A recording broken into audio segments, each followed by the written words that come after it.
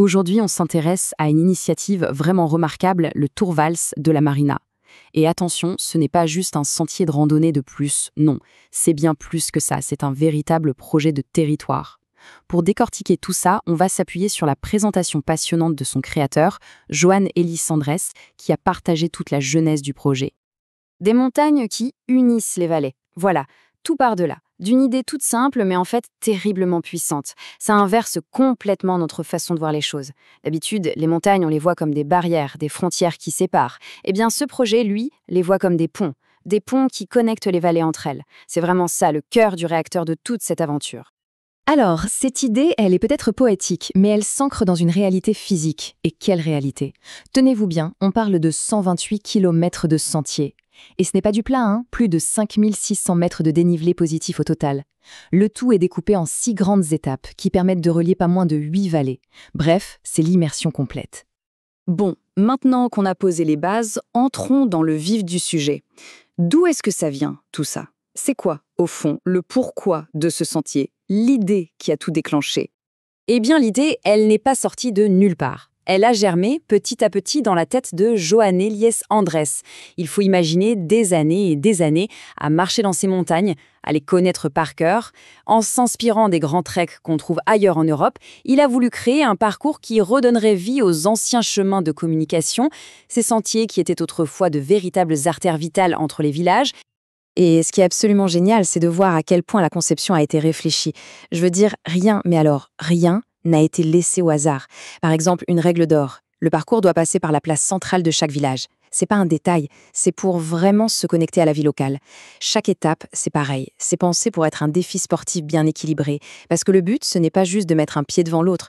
Le vrai objectif, c'est de générer un impact social positif en privilégiant à chaque fois les sentiers traditionnels, ceux qui ont une âme. Et ça, c'est un point super important. Ce projet, ce n'est pas l'œuvre d'un seul homme dans son coin. Pas du tout. Ça n'aurait tout simplement jamais pu exister sans l'implication de la communauté. Il faut absolument parler de groupes comme l'Association d'Amis de la Val de Gallinera. Ce sont eux et d'autres comme eux qui ont fait un travail de dingue pour restaurer et entretenir ces vieux chemins qui sont l'épine dorsale de tout le parcours. Allez, on avance, parlons du parcours en lui-même. Mais attention, on ne va pas faire une simple liste d'étapes, non. Ce qui nous intéresse, c'est de plonger dans l'incroyable mosaïque d'histoire que ce paysage a à nous raconter.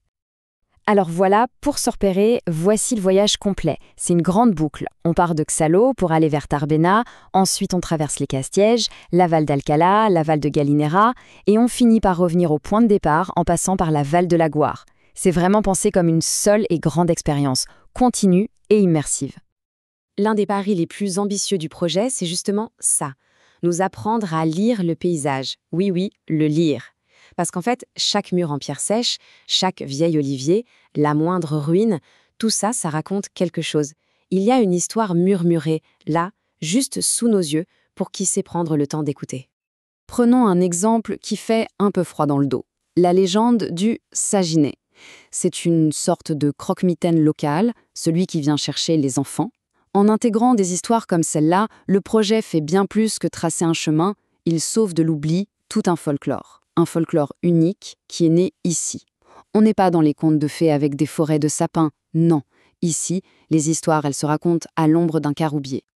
Le sentier, il nous met aussi face à une réalité beaucoup plus complexe. Il confronte notre vision d'aujourd'hui, un peu romantique, de la vie à la campagne, à ce que c'était vraiment, historiquement. Et la réalité, elle était souvent rude. Derrière l'image de carte postale, il y a des histoires de survie, des sociétés qui vivaient en vase clos, et une vie qui pouvait être incroyablement dure. Et tenez un exemple incroyable de ces histoires cachées. Dans les vieilles maisons, on trouve un bois de très haute qualité, la Fusta de Mobila. On pourrait penser que c'est une essence locale. Eh bien, pas du tout. En réalité, ce sont des pins d'Amérique, des arbres très anciens qui étaient exportés depuis le port de Mobile, en Alabama. C'est fou de se dire que l'histoire des Appalaches est gravée là, littéralement, dans les portes des maisons de la marina. Notre montagne est une grande sculpture. Cette phrase de l'auteur est parfaite. Elle résume une autre idée absolument centrale. Le paysage qu'on a sous les yeux, en fait, il n'est pas 100% naturel. C'est une sculpture, une immense sculpture, qui a été façonnée par des générations et des générations de mains qui ont construit des kilomètres de murs en pierre sèche, qui ont littéralement modelé chaque pente de la montagne. Et forcément, ce paysage porte aussi les cicatrices de l'histoire, une histoire parfois très douloureuse. On pense à la terrible épidémie de choléra de 1885. Elle a laissé des traces physiques, comme les lavoirs publics, et puis plus tard, il y a eu la peur de la lèpre, qui a conduit à la construction de l'immense mur de Fontilles. Les gens du coin disaient qu'il avait été bâti pour que l'air ne s'échappe pas. Ça en dit long sur l'angoisse de l'époque. Bon, on a beaucoup parlé du passé, mais ce sentier, il ne regarde pas que dans le rétroviseur. Et c'est là qu'on aborde la dernière partie. C'est aussi, et peut-être surtout, un outil pour se poser des questions sur le présent et pour réfléchir à l'avenir de ce territoire. Et la question, elle est là, énorme, au centre de tout. Quel avenir pour ces vallées? Comment on fait pour préserver ce paysage exceptionnel, ce mode de vie, pour ceux qui viendront après nous, surtout face aux menaces bien réelles d'aujourd'hui? Le projet pose le choix de manière très claire. On est à la croisée des chemins.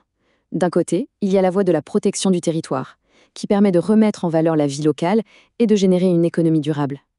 De l'autre côté, il y a la spéculation urbaine, symbolisée par des projets comme celui de Libère, un modèle perçu comme destructeur, et surtout irréversible.